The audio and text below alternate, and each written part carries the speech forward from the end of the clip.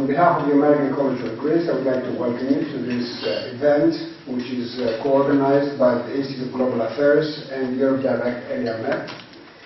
I would like to welcome my guest today, Georgios Markopouliotis, who is the head of the representation of the European Commission in Greece, Georgios Pagoulatos, who is Professor of European Politics and Economy at the Athens University of Economics and Business, and he's also the Vice President of ELIAMEP, and our colleague, Visvizi, who is Associate Professor. She's also the B-in-EU Jean Monnet Module Coordinator and the Management International Business Department. The topic, as you can see, is the European elections, which are on Sunday. And I've asked my guests, we're going to have a discussion, open discussion on this topic. They're going to make a very brief presentation on the issue, and then we have a discussion, then we open the floor to students and to colleagues and faculty. As you're all aware, although the elections for the European Parliament are on Sunday, all the last couple of weeks, the main themes that have preoccupied our politicians are the 13th pension of the pensioners, and this, what's going to happen to this terrorist Kofodinas, whether he's going to come out of prison or not. There's no discussion about the European Union, what it means, what is the future of Greece. We're discussing about, another thing which also was in the news the last week was the Prime Minister of Greece mentioning in a speech in Vlavianos, which you all know has done some Greek history, is a member of the Greek resistance, a member of Hellas. So it seems that Greece has its eyes turned in the past rather than looking forward to the future. And as I was saying to my guest today, if we ask anybody, an educated Greek, who are the 21 members of Greece in the European Parliament, I'm not sure that they'll be able to mention more than 3 or 4. A lot of people don't know what the European Union does, what its organs do, why it's important to be in Europe. So these are things we would like to discuss. And also my intention is that when the architects of the European Union actually had this vision, obviously the vision was to create the United States of Europe, which meant that at some point, especially after World War II, we'll be able to go beyond extreme nationalism and begin to feel, all of us, Europeans. What does it mean to be a European? Unfortunately, being Greek, we all know that we're very proud to remind foreign guests all the time that we are the cradle of democracy and all the things that we keep saying and repeating to feel, proud of ourselves, basically. But I don't believe, and I'm saying that from my experience in other fields like literature and culture, that the majority of Greeks actually have begun to feel Europeans. For most of the Greeks, Europe means just money coming to Greece, or in a positive way when we have the law packages in the 80s, or austerity measures, and we associate Europe perhaps with Germany and the hated ex-Minister of Economics, Schäuble. And that's it. Anyway, I have 3 distinguished guests today, and I'd like to give the floor to them, and then we have, as I said, a discussion. So I'd like to invite Georgios Markopouliotis, who is an expert in the field, to enlighten us and perhaps give us some ideas for conversation. Thank you.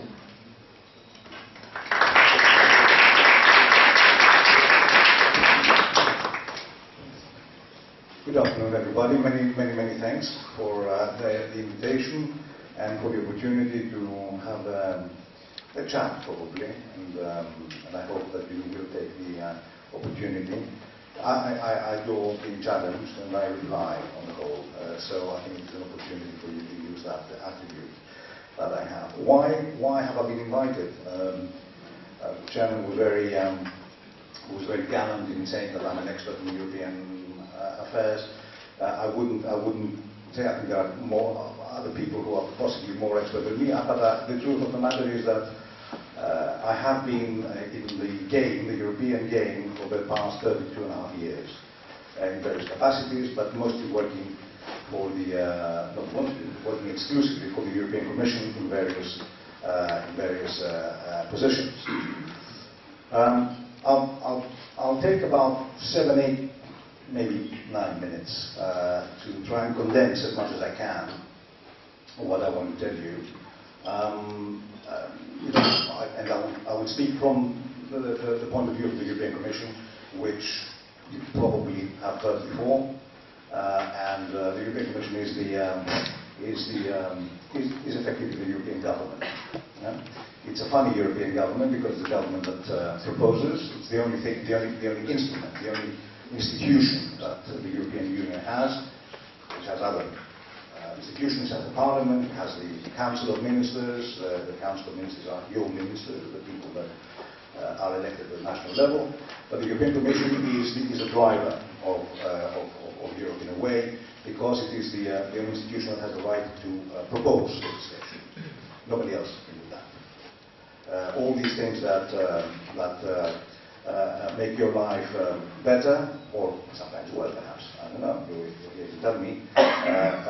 You know that mooted 70% or 75% that people say that our lives are being determined by legislation that is coming from Brussels, and it is implemented in the member states as well, is in fact proposed by the European Commission. But the European Commission does not decide.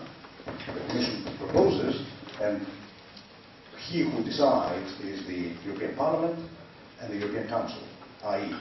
your elected ministers together with your elected Europarliamentarians, members of the European Parliament. So this leads me to why this discussion is quite important, not only here, but other discussions which are taking place, because in 4 days' time, no, in 3 days' time, you are entitled to go and vote. As long as you're a European citizen, whether you're Greek, whether you're Spanish, whether you're Italian, you can go and vote for your members of the European Parliament.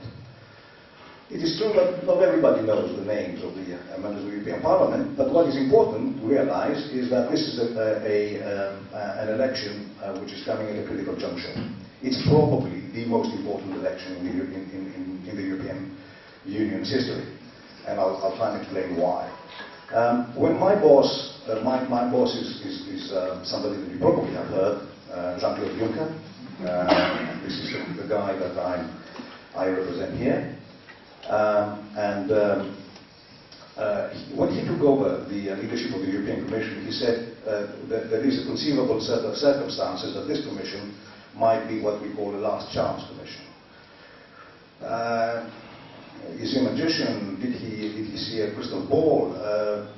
No, but what was happening is we had a dramatic crisis, economic crisis. My good friend Mr. Pagoulatos is much better placed than me to tell you about these things, should it be necessary. But you remember there was a very big economic crisis in Europe. It didn't originate in Europe, but it exploded in Europe, and especially in the country that we find ourselves here now today, with a vengeance. So we had a very, very big economic crisis. You will remember some dramatic events in 2015 when Greece was on the brink of going out of the Eurozone. And we had other countries that suffered.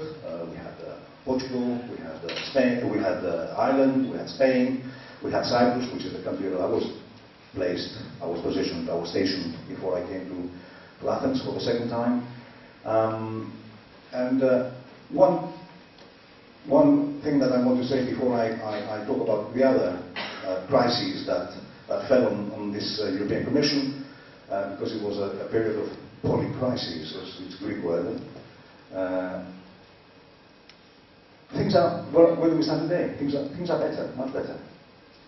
We are in a situation where all European countries are posting positive growth.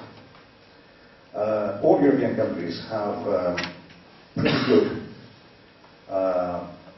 public finances in terms of deficits. And there are some countries that have much bigger debt, like our country, which incidentally concluded successfully the program of support which was given to Greece by the European Union countries, more than 300 billion euros.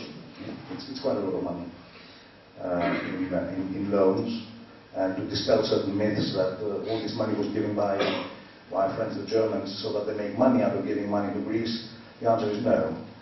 Greece, despite the fact that they couldn't go to the bank to borrow any money because they were broke, they're paying less than the Germans pay in terms of repaying their loans. So that's something which relates to the notion of European solidarity. Second element of the polycrisis, migration. You had seen all these terrible pictures of young kids drowning in the Aegean, drowning in the Mediterranean, trying to reach a better life coming from a war zone or famine zones. We more or less managed to contain that. We can have a big discussion, how this is going to go ahead, but you will remember that, for example, on the Greek coast, the Greek islands that were receiving around 10,000 migrants, and most of them potential refugees, people who would be entitled in international protection because they have the characteristics of refugees. Now, after the sort of deal we struck, the European Union, with Turkey, these flows, they have come down from their peak, which was about 10,000 a day, to less than 100 a day. So the system has more or less worked.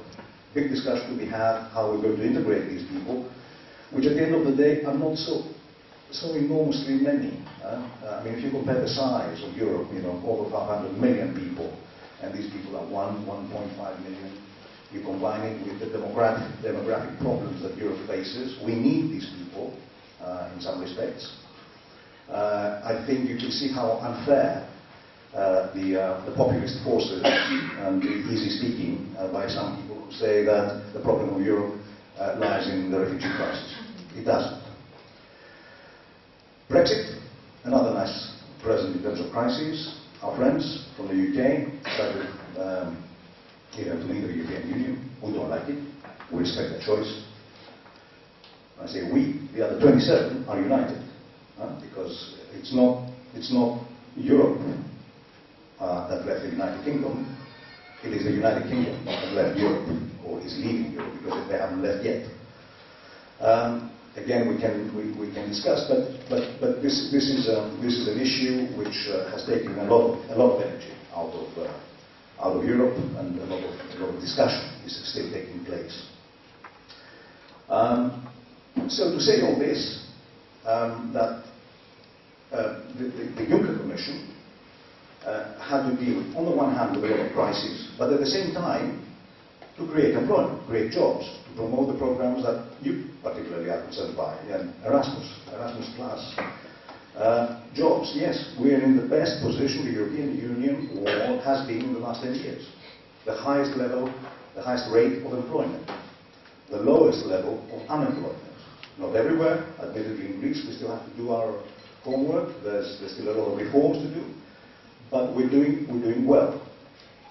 So, why are people moaning sometimes about it? If that rosy picture that I'm painting today, you have heard the Juncker plan. Juncker plan, a plan of investments, 400 billion euros have been injected in real projects. 400 billion euros in the last 3 years. It's quite a lot of money. So if everything is hunky-dory in terms of the economy, in terms of young people, Erasmus going left, right, and centre, and everything, we have the highest level of environmental protection, foodstuffs. We have the most avant-garde, as we say, policy in terms of climate change. We're leading the world in that. We have the highest level of protection of personal and collective rights. I'll give you an example, the GDPR, General Data Protection Regulation. It means that people cannot abuse your personal data. Your personal data are yours, and there are pretty hefty fines for people who try to abuse them. So if all this is fine, why are we in a bit of difficulty with Europe? And I close because I took my 10 minutes. There's something which is called populism. There's something which is called nationalism. There's something which is called easy speak, without any cost. Populism, it means, yeah, it's okay, I haven't got a job and it is a migrant, a potential refugee's fault. No, it's not. It's either my government, or maybe the European Union, or maybe, myself, are to blame, but certainly not the poor refugee that has just come from Syria, having lost his mum, dad, and being a young little child on his own in a foreign country. Nationalism, okay, no. Nationalism is one thing, patriotism is another. I'm a patriot, I'm not a nationalist. Nationalism means I hate the other person's country. No, I love my country, but I love his as well.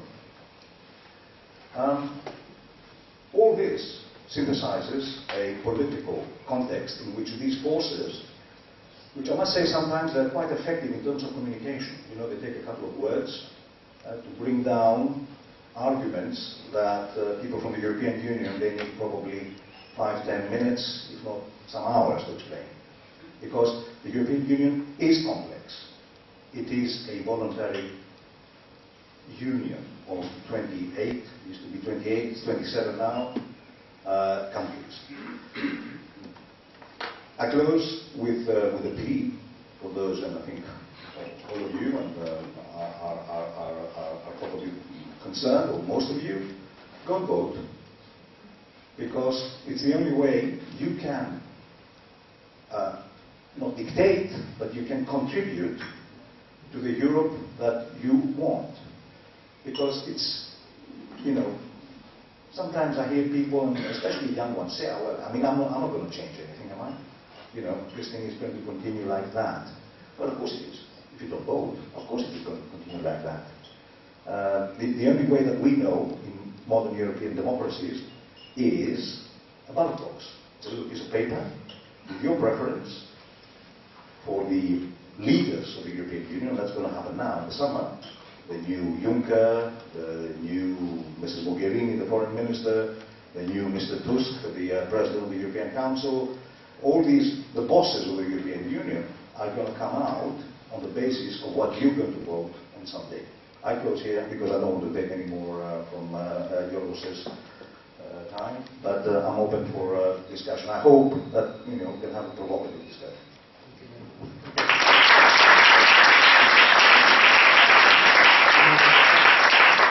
I have to say I enjoyed very much your optimism, which is it's a good kind of thing to say to students and to people who think about Europe.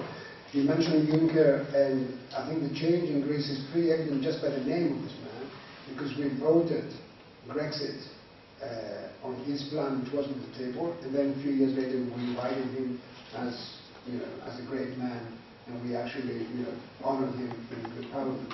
So that shows the difference. And also the thing about nationalism, you mentioned, we also, what happened last week in Salvini, a gathering of all these extreme right-wing parties in Milan. And since you talk about nationalism, the difference between patriotism, I remember something that Dr. Samuel Johnson used to say, that nationalism is the refuge of a rascal. And so we have to remember that. And of course we have to understand how you fight nationalism is, of course, nationalism is out of fear. Why are people afraid? What exactly are they afraid? And as you mentioned, they use the refugees, which is a very simple and stupid argument, because it's only 1.5 million out of 150 million people, and we need them. And we're complaining in Greece about 10,000 refugees, when 1922-23, we almost had 1.5 million if you took the people from Pontus. So anyway, with that, I pass the microphone to Georgios Pagoulatos. Thank you. Thank you very much. As it often happens when I am in the same panel with George Markopouliotis, he says all the important things before me, and then I'm left with nothing significant to say. Well, sometimes if I'm lucky, we alternate. On top of it, I'm sitting in a very comfortable chair, so there is a risk of having someone here mumbling and listening until Faris gracefully stops me for your rescue. But I'm one of those people who benefit from the complexity of the European Union, as George has said. Being a professor of European politics and economy, I often have to explain how the system works. And it's quite a unique system, and it's not unique because it was constructed in this way. It was unique because it was built as a result of the collective will of sovereign states, which decided to pool their sovereignties, as we often say, in order to create something bigger, in order to create a collective structure within which each one of them would be stronger at the end of the day. And would be stronger despite having ceded significant parts of national autonomy to this collective sphere, which is usually intergovernmental, but it's even more so supranational, and increasingly supranational as we move down the road. And that is one of the great things about the European Union. One of the things that I often tell my students, I teach in an economic university, and what I tell them is, I pose to them the question, why do we integrate? Why should national governments, nation states decide to integrate, to move further? What kind of benefits do they aspire to? And one kind of benefits are the ones that derive from the economies of scale. So you cannot really manage the interdependency and the complexity of a single market unless you cede control over regulating this market to the higher level. That's why we have this beautiful thing, which is the single market, which makes sure that the products that we use abide to certain very strict health standards and safety standards, that consumers are protected, that markets are protected in terms of competition and so forth. So we can have both the benefits of an open market and the benefits of a more effective level of protection of consumer rights and systemic competition and health standards and so forth. And then you have the benefits that derive from having Europe as a strong power in the world. And I'm sure you can all understand how important it is for the European Union to have a common voice in this world, how important it is for the member states that are part of the process of forming this common voice, and how important it is for the citizens that can benefit from a strong Europe. Unfortunately, the European common foreign and security policy is a policy that has not been sufficiently integrated. Why? Because the member states have not fully allowed the High Representative for Foreign Policy to be able to exercise a truly common foreign policy of the European Union in the world. And this points to one important problem in the European Union, that all the weaknesses that we have in the European Union are not in fact failures of the European Union. Typically they are the results of the reluctance of national governments and member states to surrender, to allow the European Union the authorities and the power to be able to exercise its control in these policy areas more effectively and more powerfully. So the European Union would have been a greater actor in the Middle East, vis-à-vis Syria, in global financial liberalization and regulation, in a number of other areas around the world, in the foreign policy vis-à-vis any country in the world, if the member states and the national governments were able to operate in a truly European mindset in that area. Despite that, the European Union has become the most formidable unity of nation states that we have seen in human history. Exactly because this is the result of the voluntary pooling of sovereignties and control to the European level. The other area where I tell my students that we need integration is in order to internalize negative externalities. To put it in less jargon-ridden phrasing, you have bad results from the collective action of governments, of markets, and so forth, and these results spill over national borders. If a factory pollutes in Hungary, Austria, Germany, Italy, will suffer the results of that. Which means that you have to have an authority above the national level to be able to regulate the environment, environmental protection, more effectively. And this authority is the European Union. This is one of the things the European Union does. It makes sure that you do not have cross-border negative spillovers resulting from national actions and national omissions. And this is one of the most important things, along with the one that I mentioned before, that the European Union has been doing. The fact that we have a very high level, a very ambitious level of environmental protection regulation in the European Union is the result of this union that we have.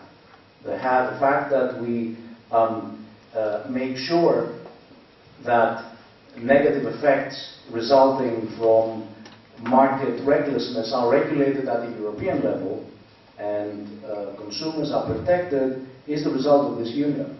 The fact that we have reached this great achievement of the European Union, which is the Paris Agreement on climate change, is the result of European leadership. And it's the result of European global leadership. And I would say that one of the highest moments for the European Union was when we Europeans, together with our partners in the US under the the Obama administration, together with over 150 countries in the world, reached this agreement, which unfortunately, lamentably, is now being abandoned by the present tenant of the White House. Which takes me to another important issue, that it seems to me the clearest way to understand what the European Union is about is to look at it from a distance. Not only from an historical distance. From a historical distance, one can appreciate what the European Union has been about if one looks at the last 70 years of peace and prosperity in our continent. And this is no small deal in itself. In the dark continent, as Mazauer would call it, we have enjoyed 70 years of peace as a result of European integration. Countries, and think of it, countries that were fighting themselves just a few years before. The Jean Monnet initiatives with the German counterparts and the Italians on board would begin the first steps towards a common coal and steel community in the early 50s. Not even a decade had passed since the German soldiers had left France. And Europe was an endless cemetery of European soldiers when the first steps to unite European nations began. Now this in itself is a huge historical and I would say moral achievement. But it is not just that. We have to look at the European Union from a global perspective, because the European Union is not an actor only in itself. It's not only an actor which operates towards the greater cohesion between European economies and European countries, towards the greater efficiency of European markets, not to create prosperity in Europe. This is only one aspect of what the European Union aspires to do and aspires to be. An important aspect is that the European Union operates in a world which has become a very competitive place and a very antagonistic place, and at times tends to become a Hobbesian gathering of very aggressive nations, and at times tends to become, as it is today, a world of new and old empires that do not aspire to partnership, that want to rule, that put their country first, and that even are keen in breaking international agreements, and do not believe in international rule of law, and do not believe in the kind of values that European countries and European peoples have aspired to and have been committed to over the last few decades. And the only way Europe can protect the interests and the values of its citizens and of its people and of its economies and of the future generations of Europe is if it is strong, if it's globally strong. Strong to the extent that it can shape the rules and the terms of global trade. First, strong in terms of being able to preserve the global multilateral order, which it has helped shape, the WTO, all the other global organizations that have operated to bring about peace and prosperity in the world. Strong in terms of being able to to continue to lead in terms of combating climate change, even if it is left without its transatlantic partner, and I hope that this will change anytime soon.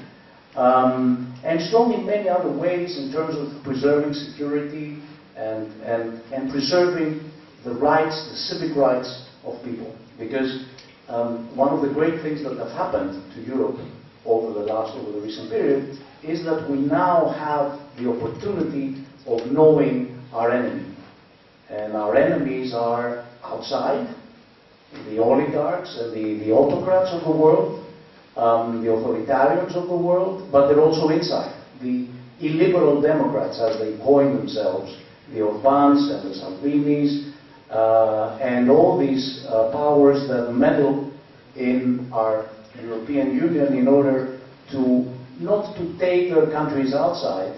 They've tried that and they failed because they saw that the electorates were not following. If they decide that they're going to abandon the agenda of exiting the European Union, Salvini, seeing that even in an Italy of a stagnant economy the last 20 years, exiting the European Union is not a popular idea. The same thing with many other countries.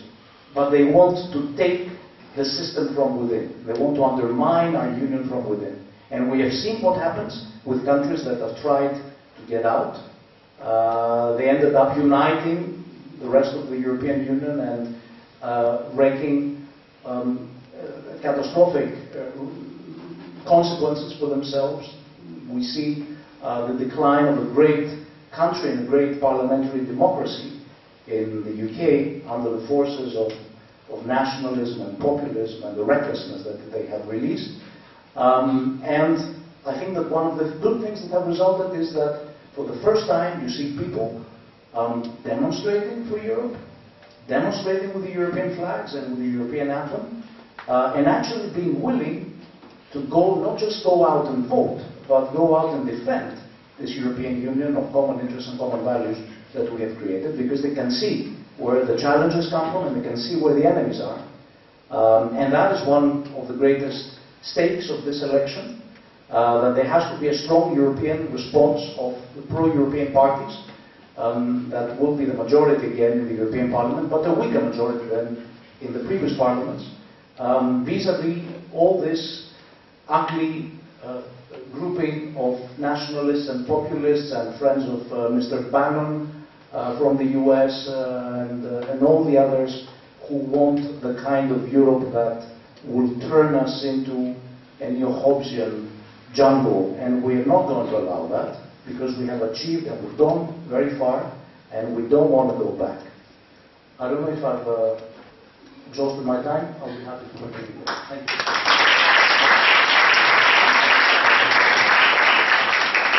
Thank you very much, Georgios. Your reference to this Hobbesian world reminded me of my old professor, Pagoulatos, who, when he talked about the European Union, he said the European Union actually is moving towards a Grothian model. And I think what you said about the economy proves that. But I have to mention something.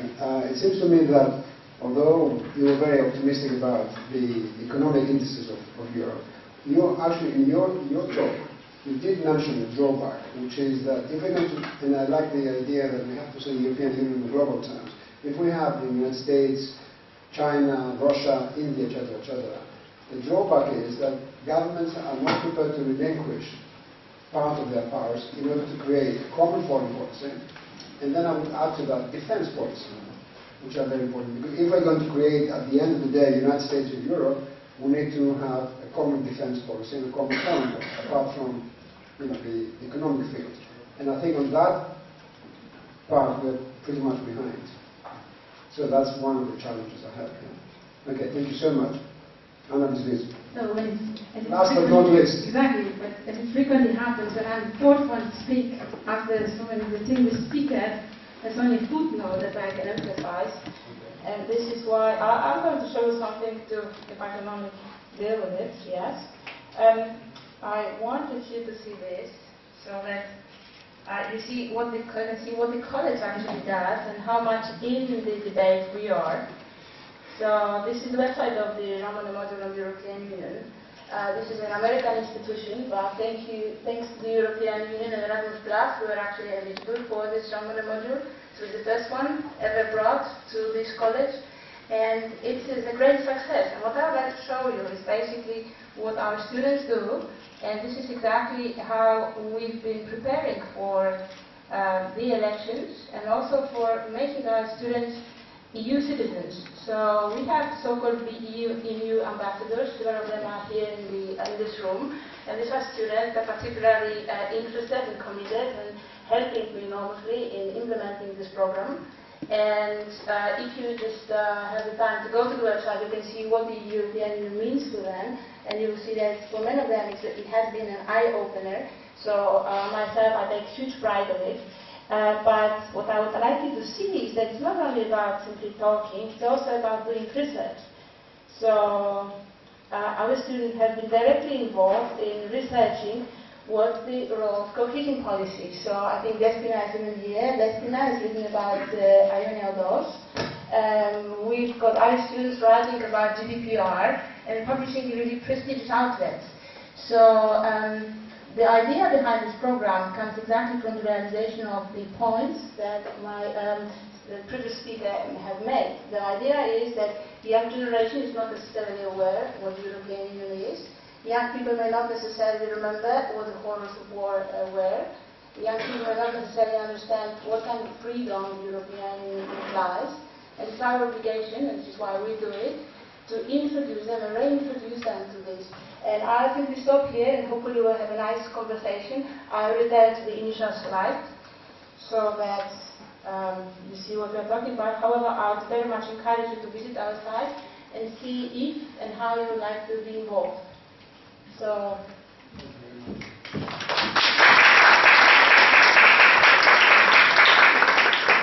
Okay, I was wondering if, shall we open the floor to students? We don't even need to make comments between us. I think we can, now you have a chance, we have two experts here on the European Union, so, and some of your ambassadors are here, so I was wondering if you want to ask some questions.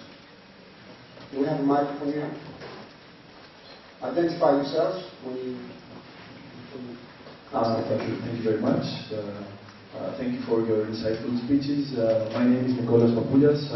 I'm a fourth-year student at University of Athens, the Department of Economics, and also I'm pursuing a minor here on international relations. We heard much of positive aspects of the European Union, which really make the European Union a project worth pursuing. As a fierce Europeanist myself, I'm really concerned about the elephant in the room, which is the economic and monetary union, which is more of a monetary union than an economic one. And I really fear an implosion. Despite the reforms we took after the debt crisis, it's obvious that we need more reforms, and with Macron and Merkel politically weakened, I don't believe that in the short term we can see the Eurozone radically reformed. So what's your view on this issue? Thank you. Although George Pagoulatos has a more expert argument, I will use a populist argument to disagree with you. I'll be a populist now. And I'll say it is not true that we don't have economic coordination in the European Union. We do. We have, there are 19 countries that have a common currency. Not an easy thing to have succeeded in. We have economic policy coordination. I'm not going to bore you to death with all these cycles, the European semester, etc. But there are mechanisms with which the European Union controls the necessary coordination of economic policies between and among member states, ranging from Malta, of 400,000 people, to the Federal Republic of Germany, of 90 million people.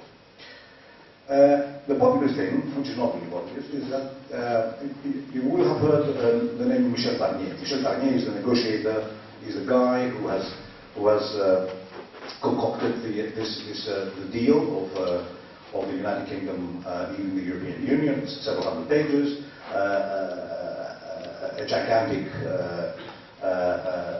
work. And when he addresses people, the public, he uses an argument which basically was given to him by David Cameron, who you probably will remember was the Prime Minister of the United Kingdom who decided to do the referendum.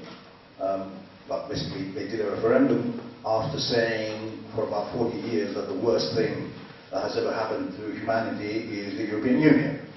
I remember as a young official in Brussels, already in the late 80s, our friends from the UK, various fake news, which is the theme of the day. I remember we were laughing our heads off because we were reading in UK newspapers, in British newspapers, that the Commission is legislating for the curvature of bananas and the size of cucumbers, which was wrong. So we left it for 40 years.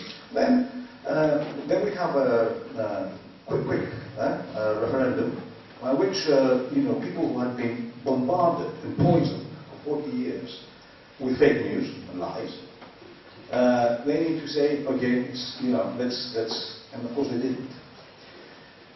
Go back to the Cameron thing. Cameron used a piece of paper where he had the 10 strongest economies in the world. And in that, column to the left, column to the right, or the column to the left, was what's going to happen if the European Union stays together. And column to the right is what's going to happen if the European Union breaks up. Okay? Models by brilliant economists and professors. Today, the situation is that 4 of the EU 28 countries are in the top 10 of the global economies. You can guess them easily: Germany, France, Italy, and the United Kingdom. When we move to the column to the right, or the column off to the left, and we say what's going to happen if individually, if the European Union remains united, the European Union, the EU 27, the 27 countries, stay in the top 10. I can't remember exactly, I think it was in position 3. And the United Kingdom is no longer in the top 10. The United Kingdom has dropped. But EU 27 is in the top 10. And we go to the column to the right. That's Mr. Cameron, right? It's not European Commission officials. The column to the right, what if everybody's by himself? There is no European economy in the top 10. Not even Germany. So the idea, and what I think Professor Pagoulatos and George was saying before, we need to be together. I think it is naive, really, to believe that Malta, which I adore, with its 320-something square kilometers and 400,000, 450,000 people, is going to go and sit on a par with China to discuss commercial policy or economics. I think we have to think about it very, very seriously. The 500 million Europeans can go and talk with China, and they do go and talk with China as an equal. Exactly, and to take it from where George left it, even Germany is a big power in the Eurozone, but Germany, if you take it alone in the world, is a medium-sized economic power, and in fact a declining one as well compared to China or to the US. The UK will discover that the world that is actually bound to face is not the one that the Brexiters were promising. The countries that would rush to have a free trade would queue in order to have a free trade agreement with the UK. Not exactly. The only way that the European economies can be strong is by being together. The only reason why the European Union is powerful in the world, and the European Union is a global superpower in one thing, on trade, especially trade in goods. This is the result of the single market. And the reason why we have the single currency, if I may remind, is in order to be able to tap the benefits of the single market without having the European economy surrendering into cycles of competitive devaluations, which are the kind of mutually disastrous results that often breed protectionism, nationalism, and so forth, and that engendered many economic, but not only economic disasters in recent history. This was the reason why we established a European monetary system was in order to avoid competitive devaluations. It happened right after the Bretton Woods collapse. In fact, the Werner report, which was the project towards a common currency, was published exactly when the Bretton Woods was collapsing. Since the collapse of Bretton Woods, the European countries have been pursuing the project of bringing together the currency into the monetary system, and the highest moment of the monetary system is you can have a single currency. Now, is the monetary union that we have perfect? No, absolutely not. We have an economic union which is weak compared to the kind of economic union that we need in order to make the monetary union more effective. What do we need? We need a stronger economic policy coordination. We need stronger fiscal integration. We need stronger financial and banking integration. This is the kind of agenda that the Commission has promoted. The Commission has been very bold in promoting these initiatives, has laid forth a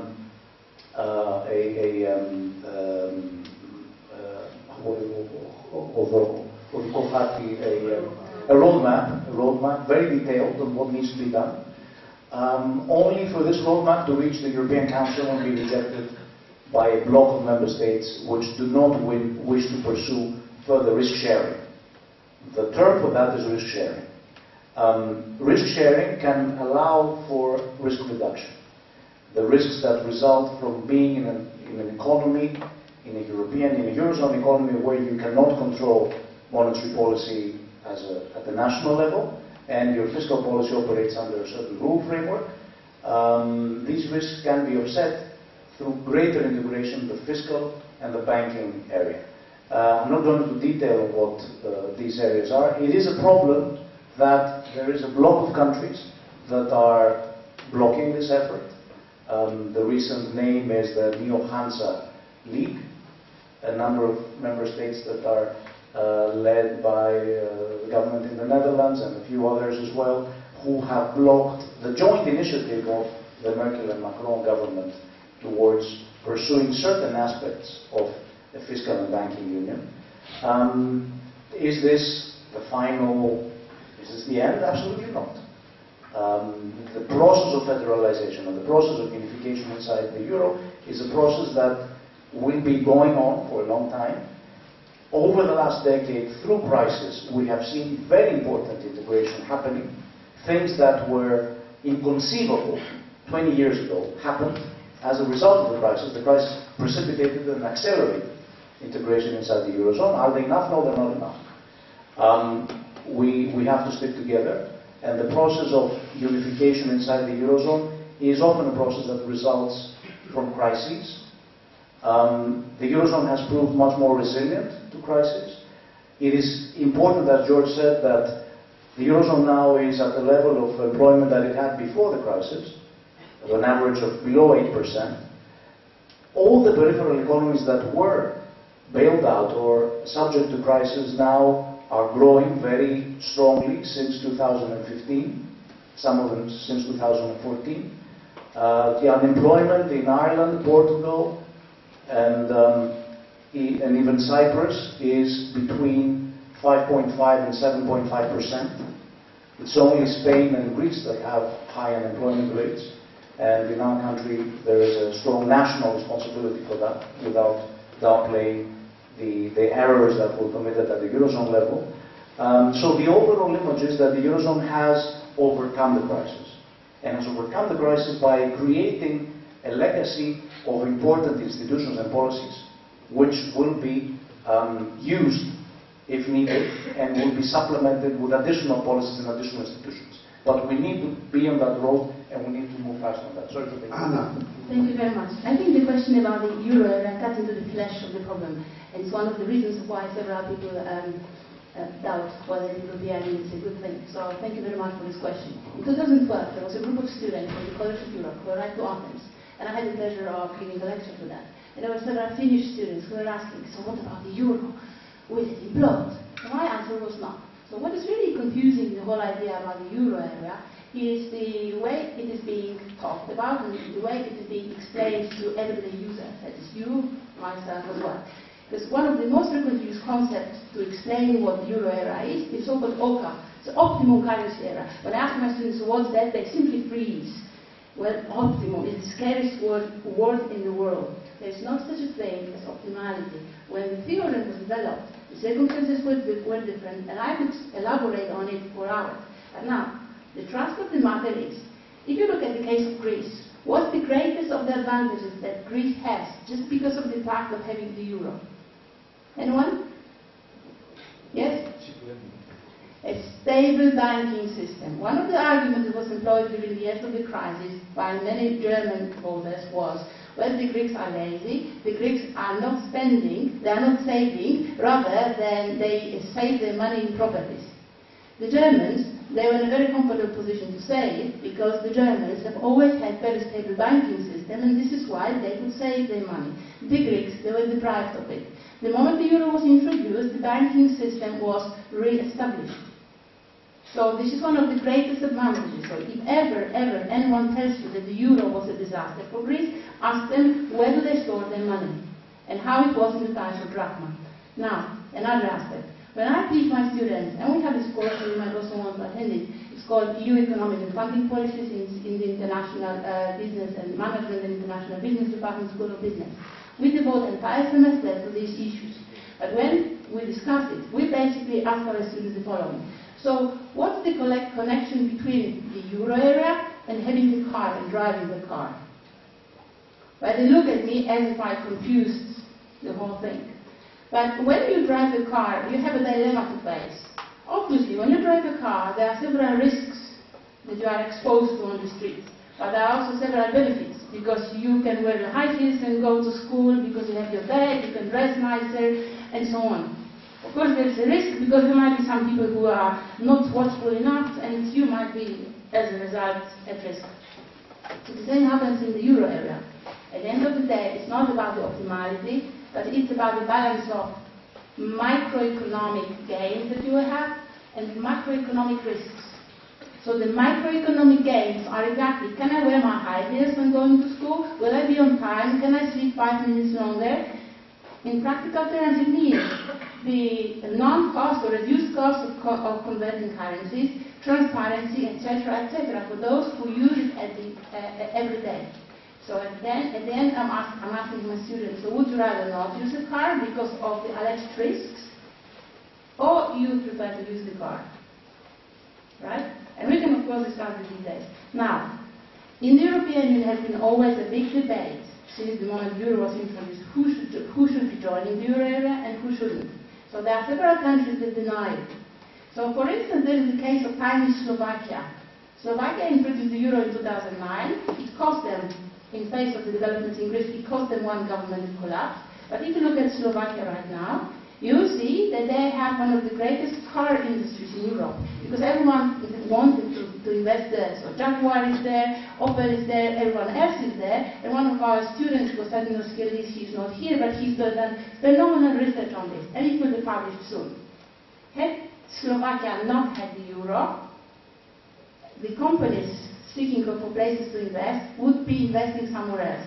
So for instance, Poland lost. Even if Poland has excellent market, infrastructure and everything, it doesn't have the euro.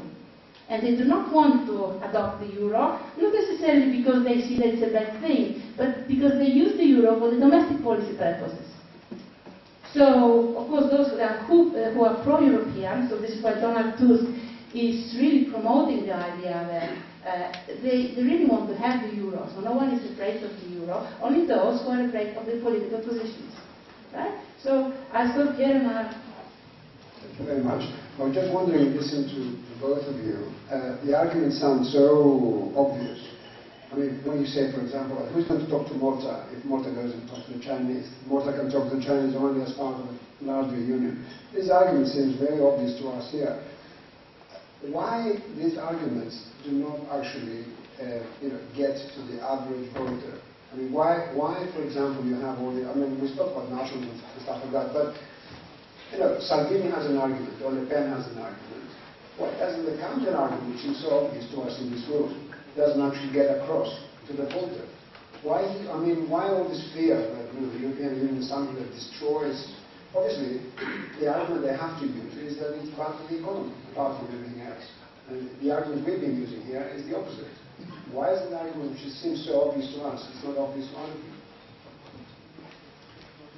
Well, very quickly, for economy of time, I think there's a number of reasons.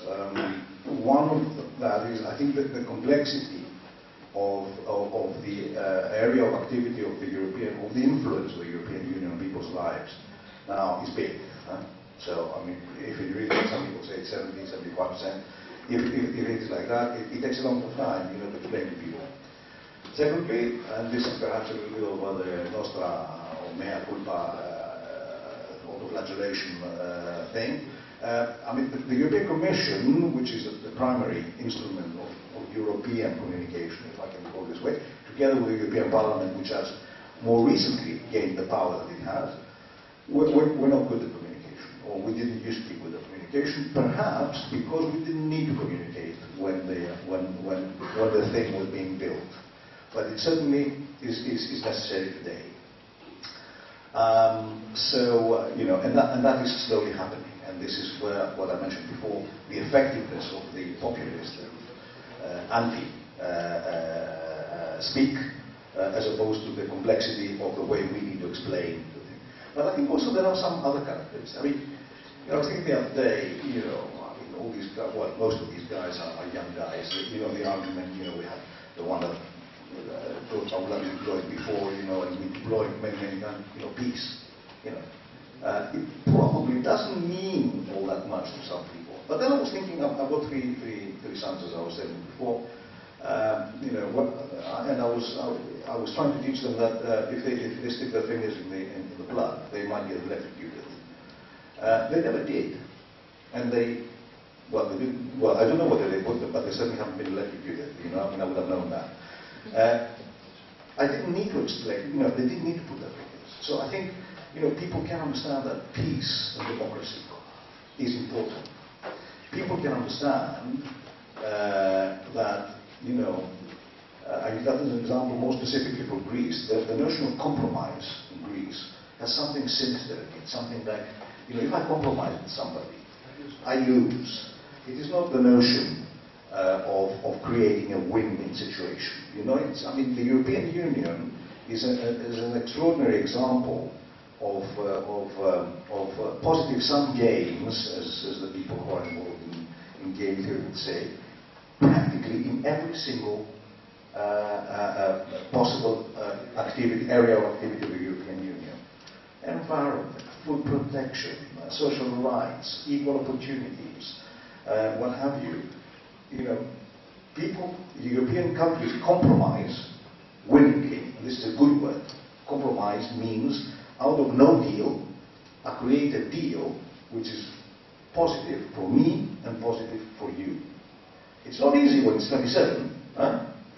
It's bloody difficult to go out to agree on a taverna that you're going to go on Friday night. Never mind, having 27 governments who sometimes, and this I have to say, I close to give the close. But part of the problem also is the fact that whatever nice happens, like the Erasmus program, like regional policy, like roads, buildings, etc., which the European Union does with its 150, 160 billion euros a year, which is not as much as it should be in such a constellation. Whenever something like that happens, it's the national MP, or the mayor, or the minister who's done it. Nothing about Brussels. When something which is not terribly popular, then it's Brussels who has done it. can't go on like that. National politicians, they have to assume the responsibility and say, we are part of Europe. Because one day will come, if there is a problem with Europe, national politicians ain't going to have the money to build the roads. And then it's going to be real bad. Just say sometimes when the Greek politicians quarrel with each other, sometimes they refer to Europe as if we are not part of Europe, the Europei. We hear that sometimes church people actually say, the Europei. So it's always as if we are not. If somebody, however, on the other hand, wrote an article that Greece is not part of Europe, we get very insulted. We go back to all these kind of nationalist arguments about being a creative democracy. Georgios, you want to make a last comment? Yes, I think this was an excellent answer that Georgios gave to the fascinating question. You can give very simplistic answers to the questions of sovereignty, and if you give a simplistic answer, it is usually going to be of the type that I'm not going to accept to surrender any sovereignty to Brussels. The argument that's been going on for ages in Britain was exactly of this type. It was a kind of parochial, even early modern version of national sovereignty in a world where national sovereignty, where you have globalized markets and you have global challenges like climate change or global security, doesn't make much sense, where global cooperation makes sense as a strategy of promoting national interests. So sometimes democracies produce stupid outcomes as a result of majority deciding to take one road over the other. Sometimes populists thrive, and what's happening in the UK today is that for the sake of this boogeyman that they have created, Brussels imposing upon us what to do, suppressing and abolishing our democracy. First of all, in the name of the parliamentary democracy, they succumbed to a plebiscite of the worst demagogic kind. And then the parliament itself, because the UK has parliamentary sovereignty, this is the tradition that they have, and the parliament itself could not resist to the result of the plebiscite that was carried out by nationalists and demagogues. But most importantly, what has happened is that we see a battle of generations. Because the people in the UK who have sided with the argument that we're not going to accept any encroachment upon our sovereignty by Brussels are exactly the kind of generation that is departing. About 70% of the older people have voted for Brexit, and about 70% of the younger generation have voted for Remain. And I think this says it all, because these are the people who understand that their life is interdependent, who understand that they live in open societies, not just open economies, who understand that they need to travel, they need to interact, who understand that they have less differences with someone of the same mindset who is French, German, Greek, Italian, much less differences than they have with their own compatriot who votes for Farage and hates foreigners and believes that the liberal elites have betrayed the country. I think this is the problem, and this is the usual old problem of demagogues and nationalists that we are facing. I'm not thinking in terms of splendid isolation and the empire, the young ones. Yeah. The last comment? Thank you. All the things that we talked about, it is all about the European Union. The elections on Sunday are about electing those who will represent us in the European Parliament. The European Parliament over the years, starting from 1979, has turned into one of the most powerful institutions in the entire European Union. The European Commission is powerful, but it is the European Parliament that has the final say over the EU budget. So, if these are people who represent you and take decisions on issues as important as those that we have been discussing, it really matters whom we vote for in these elections. So we have all too frequently seen people who do not necessarily have an association with science, with well-understood, well-founded, well-researched politics that were representing also us in the European Parliament. Without any prejudice, of course, but you know whom I'm talking about. So this is why it all matters. So thank you very much. Well, on that note, thank you so much, because you have to go to class and the starting is late, and I don't want to actually burden my guests. Thank you so much, all of you, for being here.